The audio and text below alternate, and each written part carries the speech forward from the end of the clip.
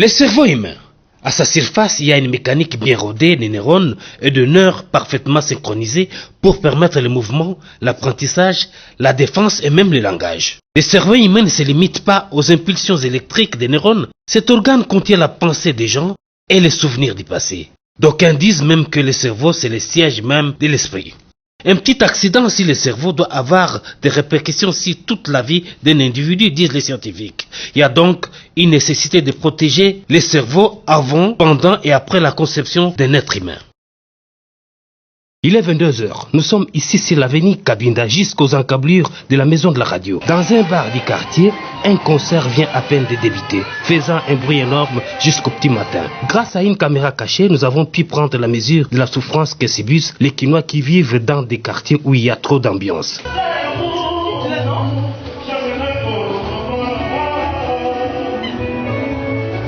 Ce bébé que voici, même s'il donne l'impression de bien dormir parce qu'il ferme les yeux, mais les oreilles sont ouvertes et le cerveau fonctionne pour enregistrer tous les bruits ambiants. Les élèves, eux, ne peuvent ni dormir ni revoir leurs cours tellement que la musique est forte.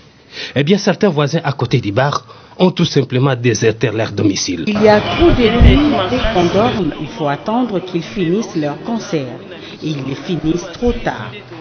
La dernière fois, la police est venue ici, quand nous avons invité, pour venir faire les saisies des bars. À un moment donné, quand la police est rentrée pour saisir les bars, c'est comme ça qu'ils ont appelé, c'est pas un certain général, je ne sais pas qui, une autorité. Et c'est lui qui est intervenu, a blâmé la police pour que la police ne saisisse plus les bars. Des études scientifiques ont été menées sur l'effet des bruits sur la santé de l'homme, notamment une thèse de doctorat que vient d'achever le docteur Israël Makopa à l'université Hassan II du Maroc. Le bruit, c'est un véritable poison qui frappe le cerveau en le mettant dans un état de stress chronique. Ils savent que le stress chronique dénature certaines structures cérébrales qui gèrent par exemple la mémoire. Nous avons l'amygdale et les autres. Donc le bruit qui crée ce stress, alors va dénaturer un peu la nature, de moi c'est la structure, ces structures que je viens de citer, l'amygdale et les autres, il va les hypertrophier. Ces structures vont devenir grandes et par là leur fonctionnement va être perturbé. Et comme effet immédiat sur le plan clinique, on verra par exemple l'état de stress, ce stress qui va s'exprimer par la dépression par exemple. La dépression, cela peut avoir aussi comme conséquence au niveau des enfants qui sont exposés à ces bruits, il y a un problème de mémoire. La mémoire immédiate est concernée, donc perturbée. Il y aura un problème, l'atteinte de jugement, de raisonnement, donc de toute la chaîne cognitive, elle est perturbée. Or, vous savez que la chaîne cognitive, c'est elle qui met l'homme en contact avec l'extérieur, qui nous permet le contact et le raisonnement. Et cela a un impact dans des milieux, par exemple, où il y aura beaucoup de bruit, vous trouverez qu'il y aura beaucoup d'hypertendus. Parce qu'il y aura sécrétion dans le sang des catécholamines, certaines catécholamines, comme l'adrénaline, comme le cortisol, ont un impact, ils attirent le sucre dans le sang. Donc des gens qui sont exposés à des bruits chroniques peuvent faire du diabète par ces mécanismes-là. Le monde est à la 23e édition de la semaine du cerveau. Pendant cette semaine, il est question d'informer et de sensibiliser la population sur l'importance, le niveau de connaissances que le monde a actuellement sur le cerveau et l'importance de ces connaissances pour améliorer les conditions de la vie humaine.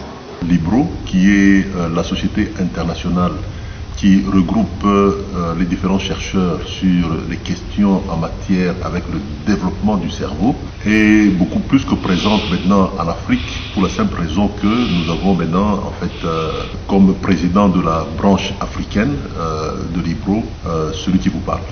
Il est devenu de plus en plus évident que le développement des nations ne peut pas passer, quelles que soient les mesures prises, ne peut pas être réalisé tant que le développement intellectuel, qui sous-entend un développement et une maturation du cerveau, notamment le développement des enfants, n'est pas assuré. Donc ça, c'est une question extrêmement importante et nous espérons que les Africains, les peuples africains, les dirigeants africains, et plus particulièrement, notamment ceux de notre pays, donc du Congo, vont comprendre que c'est une nécessité absolue. La santé cérébrale, c'est ce qu'il nous faut pour nous développer, parce que dans le rapport entre l'homme et son environnement, en fait, il est question du rapport cerveau-environnement, cerveau-culture.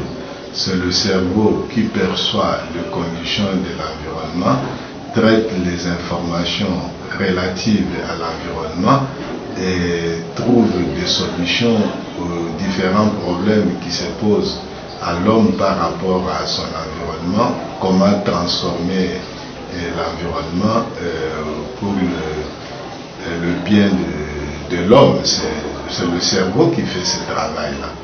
On ne peut pas développer une nation tant que les générations futures, donc notamment les enfants, ont un cerveau qui est mis en difficulté par plusieurs facteurs, notamment la malnutrition chronique, les infections, le stress chronique, les traumatismes affectifs, la toxicologie, la pollution environnementale. Donc il y a beaucoup de facteurs qui jouent, qui font que on ne peut pas imaginer un avenir radieux sans considérer le développement réel des enfants qui passe par le développement d'abord du cerveau. Nous n'avons pas de données scientifiques établies scientifiquement par rapport aux travaux réalisés dans la communauté, mais nous avons les données des études sectorielles qui nous montrent que l'enfant congolais, le cerveau de l'enfant congolais est exposé à plusieurs risques. Il y a notamment le risque psychosocial lié à l'état émotionnel des mères pendant la grossesse, dans des conditions de vie difficiles comme le nôtre, dans des conditions où à l'Est par exemple il y a récurrence ou permanence des guerres et conflits armés.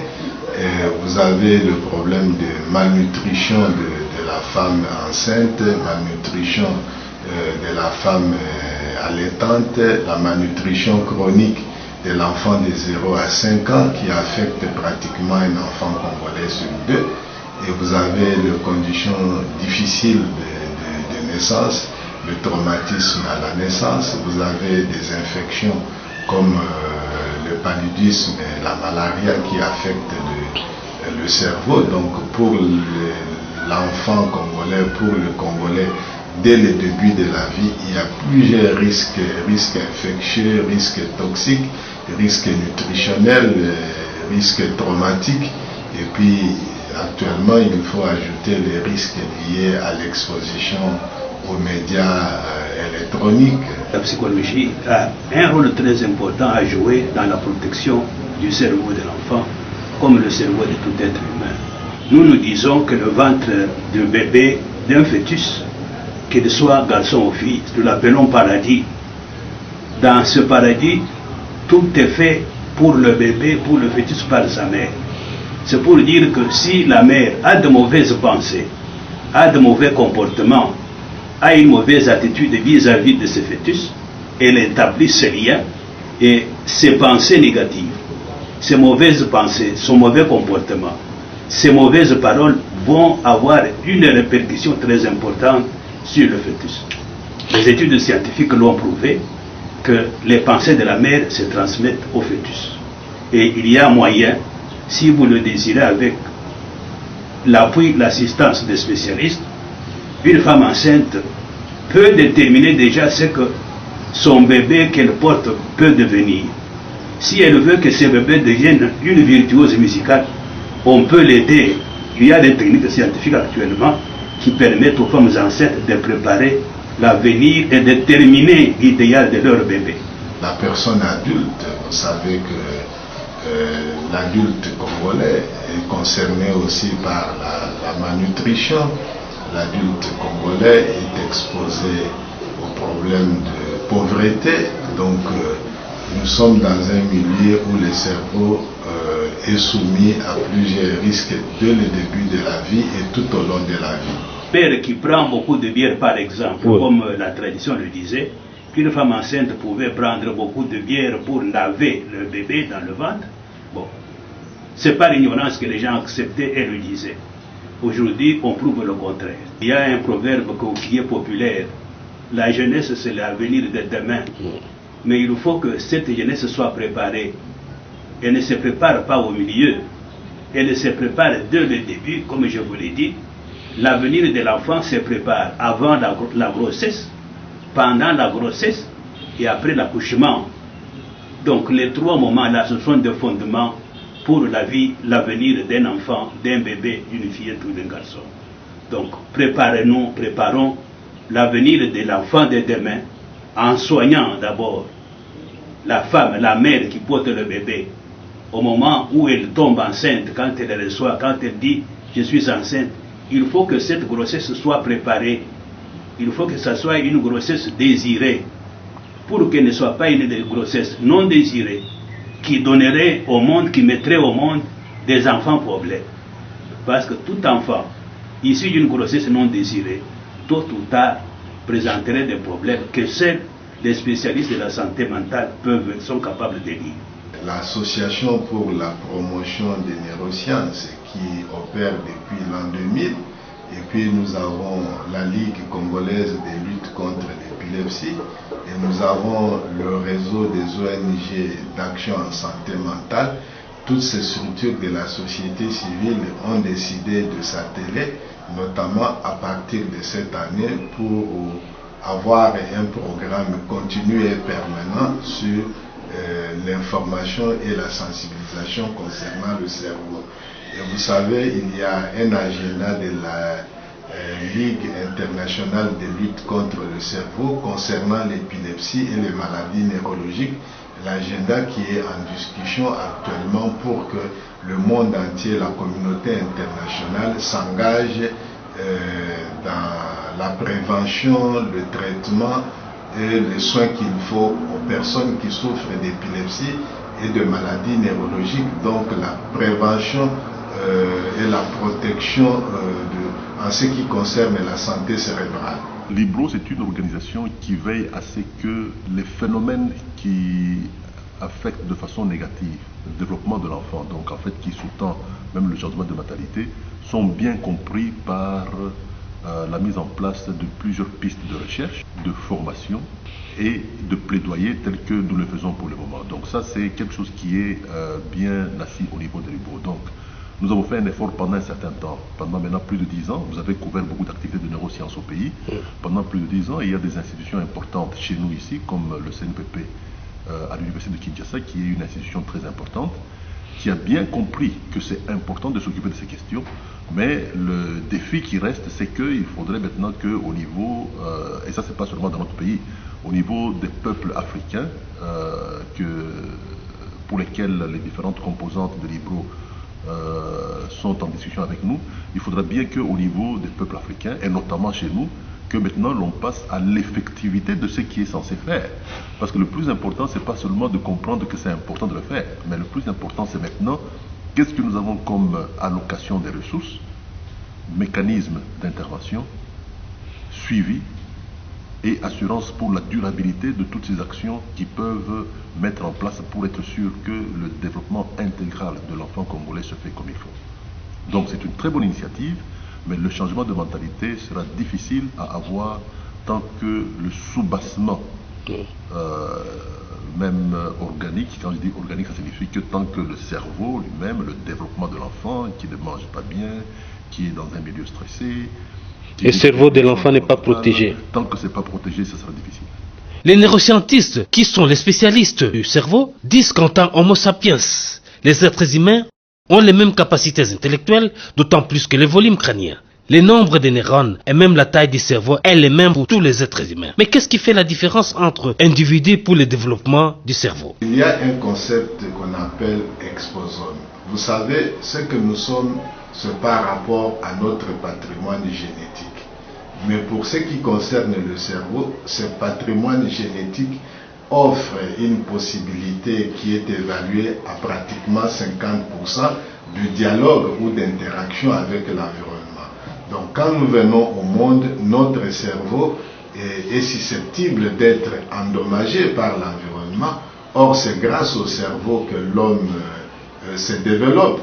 Et si nous ne prenons pas conscience de cette protection du cerveau, qui est exposé pratiquement à 50% par rapport à son fonctionnement, aux conditions environnementales, nous ne pourrons jamais nous développer.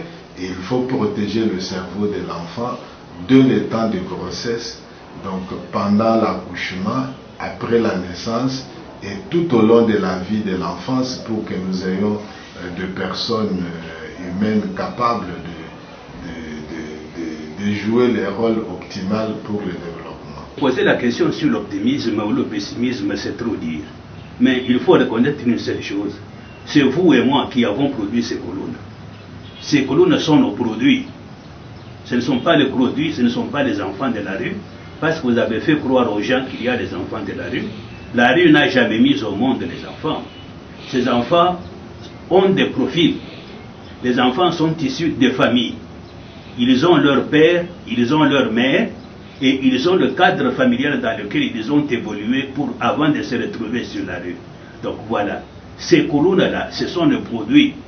Et si vous voulez que l'avenir de demain soit meilleur, il faut donner la prise en charge de la santé mentale de ces colonnes aux spécialistes.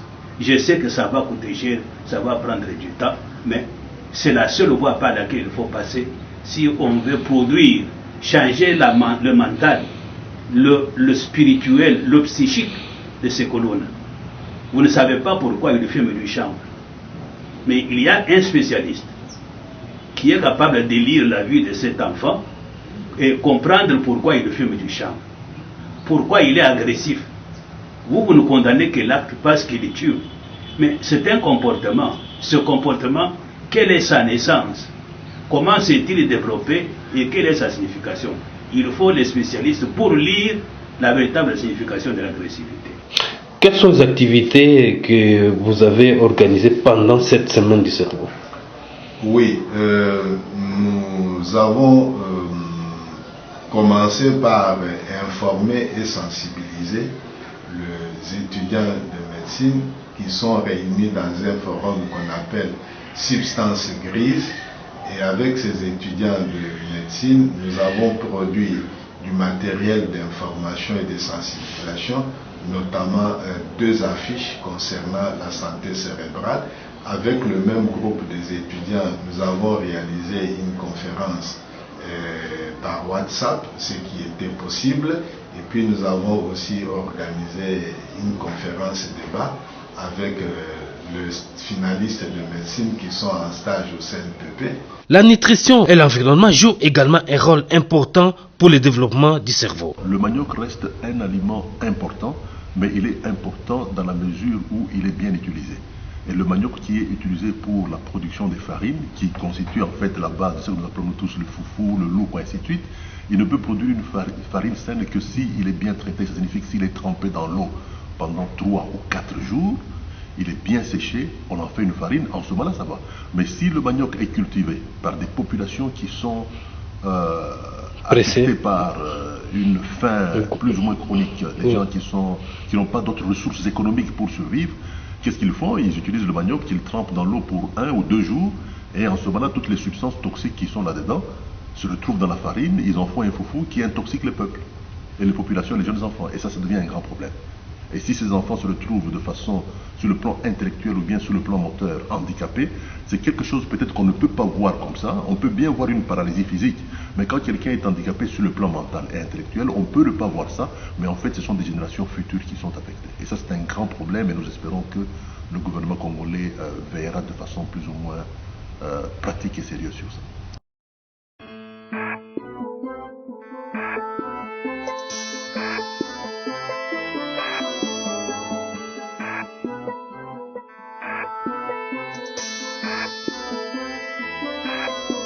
D'abord, nous allons appeler les parents à la conscience quant à ce qui concerne la prise en charge de l'enfant. L'enfant ne peut pas seul se prendre en charge, entrer dans la quête de la solution, des solutions pour sa survie. Parce que le fait que l'enfant vient dans la recherche de moyens pour survivre, il subit le stress. Quand il subit le stress psychosocial, ce stress a des effets toxiques sur son cerveau. Il y aura une hyperproduction du cortisol et ce cortisol va détruire son cerveau. Cet enfant ne sera pas en mesure de s'adapter dans l'environnement. Il ne sera pas intelligent comme les enfants de son âge et il ne saura pas non plus transformer son environnement. C'est ce qui fait que nous puissions rester dans le sous-développement. Et ça touche les neurones? Bien sûr, c'est-à-dire que le stress, vous voyez, le cortisol qui est l'hormone du stress, l'hormone principale du stress dans ce contexte, vient attaquer les neurones et principalement les parties du cerveau qui sont impliquées dans l'intelligence, dans la mémoire, principalement le lobe frontal, le préfrontal qui est responsable des nouvelles acquisitions, aussi l'hippocampe qui est notre cerveau de mémoire qui doit enregistrer des informations pour les rendre utiles et les utiliser prochainement. Donc un enfant qui subit déjà ce stress verra son hippocampe se transformer, se détruire, et donc c'est un enfant qui ne saura pas s'adapter dans sa société, il ne saura pas acquérir des informations et les utiliser plus tard. Là, je devrais aussi m'adresser au pouvoir public, aux parents eux-mêmes. L'enfant, c'est un être incapable.